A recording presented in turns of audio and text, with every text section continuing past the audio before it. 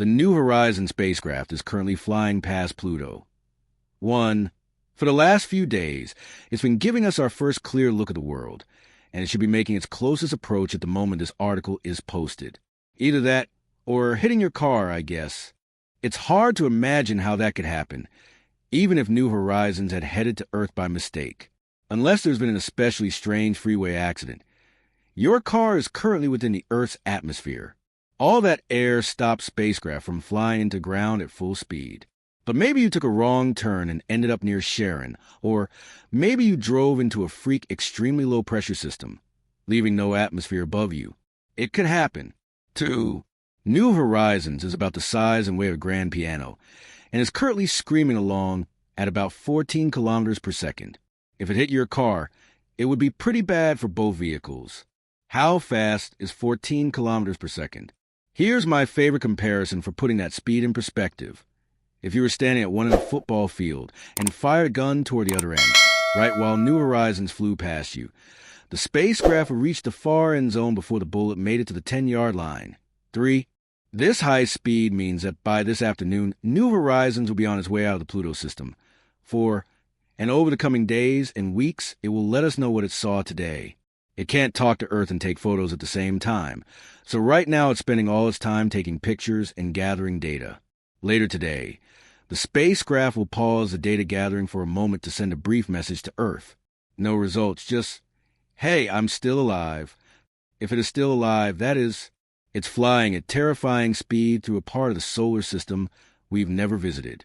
There could be, say, a bunch of small rocks there, 5, or a car. New Horizons will send the I'm okay message in the afternoon, but it takes light 4.5 hours to get back to Earth, so we'll get here around 8:53 p.m. Eastern U.S. time. So if you're going to have a Pluto party, that's the time to do it. You can tune in to NASA TV to watch the nervous people in mission wait for the signal. You'll know it worked if there's lots of cheering and hugging. For more details on the mission, check out Emily Lakdawalla's Comprehensive Planetary Society post, What to Expect When You're Expecting a Flyby, which has dates, times, and background on all the equipment. For up-to-the-minute coverage, her Twitter feed is probably the best place to go for updates, context, and excitement.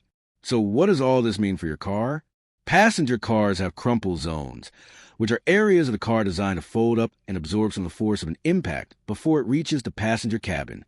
Unfortunately, in a hypervelocity impact, materials like metal aren't nearly strong enough to hold together.